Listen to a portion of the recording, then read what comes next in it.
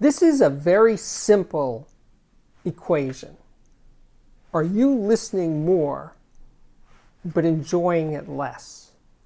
Do you have more music on during the day or during the night than you ever did before because you're streaming from Qobuz or Apple Music or Spotify or something, or internet radio? Do you have more music on, but it's not reaching you, it's not touching you, it's not moving you because it's just sort of there? An algorithm is playing it for you, or a human being at the other end is playing it for you, but you're not picking the tunes. And therefore, you're less involved. You're less in. You're less involved and you're less into the music. I mean, it's weird to think about it that up until recently, playing music at home meant you would pick a CD or an LP or a tape or something that you would play, and then you'd say, oh, I like that, now I want to play this next thing. And that whole routine of listening, what am I going to play next, that whole aspect of playing music is kind of gone for most people. Certainly most non-audiophiles, but I'm speaking to you, my people, fellow audiophiles, right? Have you been lulled into this passive state where you're not picking your own music anymore? That is, it's very seductive to just lay back and maybe the algorithm knows exactly what you like and is just feeding it to you. But it's seductive, it's subversive actually, because you become more and more passive and less involved. And that's the theme of today's show. Now, it has something to do with sound quality, like you're forfeiting some sound quality, but that's not the main point here. It can sound really, really good. I'm not saying it doesn't. But actually, some of my friends who really are into streaming music, that don't play CDs or LPs and haven't for a really long time, they're talking to me about, getting a better streamer and Ethernet connections and Rune and Nirvana and all these things, like I gotta make it better. But even they, the Rune people, yes, the Rune people, even the Rune people, the most die-hard Rune people, admit that it doesn't usually sound quite as good as playing a CD or what they call local, playing a file that you downloaded yourself and playing it off your computer. That those local files or CDs or other local forms of digital music sound better than Tidal or Qobuz, even the high-res versions, right? Even they say it. That's not me, the audio cynic. I'm not saying it, they're saying it. Now, I bought a Blue Sound Node 2i a couple of years ago. And, it's the first time I actually listened to stream music from Qobuz and Tidal over my main system. Up to that point, I had Qobuz and Tidal. But I played it on my computer to discover new music and check things out and stuff. But I wasn't really listening to it on my computer. I was working on my computer. I can't have music coming out of my computer when I'm writing or creating. So that didn't work for me. But to find new music, absolutely. And I love Tidal and Qobuz for that. And I would put it on my iPhone and I'd listen to the music on the subway and all that sort of stuff. Absolutely. And I loved it. And it made my life better. Made me a better music listener. And I found new music, which is hugely important to me. But I begin to notice, now that I'm a few years into this and also being home more because of COVID and stuff, that I have become a somewhat more passive listener. And that's why I'm making this video today, is because I have to step back from this and say, no, this is not good, just letting it play. I want to stop what I'm doing, if I'm writing, taking notes or something, stop just playing music in the background and either have silence, which is also okay, or going over and picking out a CD. I have lots of them, and playing a CD. And when I do that, I sit in my listening chair and I listen, take a break for a song or two, and just listen to the music, as intended. The band worked really, really hard to make that recording, or the composer, whoever.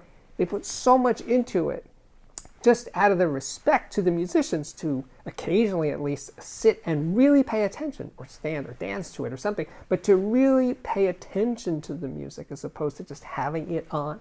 I hate that expression, I just have music on. Yuck, it's like wallpaper. It's just the blandest way of consuming music. So, and think about this. the people who are still playing vinyl, and I know you people, and I do, and some of you have pointed out, Steve, you don't really mention vinyl in a lot of your reviews, and that's because I only play vinyl in the system with the big speakers, with the Cornwalls. The other reviews that I do, it's a different system, and I don't have the turntable hooked up through that system. So that system is pretty much CDs only, and streaming files. But when you're playing vinyl, well, you have to get the record off the shelf, put it on the platter, put the stylus on the groove, so you're already in and you've made the decision, I'm going to play this record. And when 20 minutes are up and that side is over, you're thinking, I'm going to play this next record. So you are in, you are listening, you are involved in ways that you just aren't when you're streaming. Now, of course, you could be thinking about what you're going to play next. And if you're doing that, if you're actually streaming music and consciously listening to it, and consciously thinking, where am I going next in terms of the next song I'm going to play or album I'm going to play, well, then good, you're fine. This video isn't directed to you. It's directed to people who are just letting the algorithm make choices for them, and they just lay back and let it happen. That's what I'm concerned about. And like I said, I find it happening to me, the audiophiliac. I am lulled into this passive state. And that's why I had to make this video, is to shake myself up and possibly you to break that spell, to become more involved. Oh, so I have to talk a little bit about my friend Mark. He is the happy audiophile. I made a video with him a couple of years ago. I'll link to it right there. Anyway, Mark said in a recent conversation that he has been buying downloaded music, downloaded files, because he feels a little guilty about streaming so much music. He's not buying as much music, he's just letting it go, right? And out of guilt, good old-fashioned guilt, is, I really like this record, I'm gonna buy the file. Or the LP. I know he's got a killer turntable. He didn't say LPs, but I'll make a leap there that he might even buy an LP if it was available. So maybe that's an angle that could nudge you in that direction, right? That you would buy some music that you don't have to buy. You can hear it from your subscription, your paid subscription. But you think, I really like the band, I want to support them, and buy the file, or buy the LP, or buy the CD. Yeah, do that. I don't want to sound like a broken record, but you should feel some sort of connection to this music, you know? It's become less and less, especially in the time of COVID, where you can't even go see the band or buy their t-shirts or merch or whatever. You only can listen to their recordings. More than ever, they need your support, right? Through buying stuff, whatever it is, from them, the band. Or the composer. Don't forget the composers, because the composers are getting paid less and less and less from streaming than they did from CDs and LPs. So they're the most screwed of all. Yeah, it's a weird world we're in. But, you know, if you're an audiophile, you became an audiophile because you love music and you like the sound of it, right? And if you're not paying attention to the sound, you don't need a high-end system, you know? One Sonos speaker, near the ceiling or something, will get the music into your room, no problem. But to make it sound good, that requires a great system. But the great system requires an involved, paying attention listener, right? If you're not listening, who cares? That's what I think. Now, have I missed something here? Am I overlooking some aspect that makes sense of all this? I don't think so, but please correct me if I'm wrong in the comments below. What else can I say? Well, I can say my name is Steve Guttenberg, and this is and continues to be the Audiophiliac Daily Show. So if you like it, if you like these rants, you know what? I got a crazy idea. Please subscribe to this YouTube channel. Hit that button right down there. When you do, hit the freaking bell so you'll be notified every time there's an incredible outpouring of ideas and whatever. You'll be notified if you hit the bell. The other thing you could do is check out the Patreon, which can be found at patreon.com/audiophiliac. But as I like to say, you should check out the playlist. In addition to those playlists, I also have a playlist for viewer systems, pictures that you guys sent to me from all over the world, and I will link to that playlist right there. But I have a new one coming up, and this is for viewers of the Audiophiliac Daily Show who are 30 years old or younger. I want to see your systems. They don't have to be high-end systems. They don't have to be expensive systems. They could be headphones or desktop, but they have to be, or car or van or whatever, or home theater.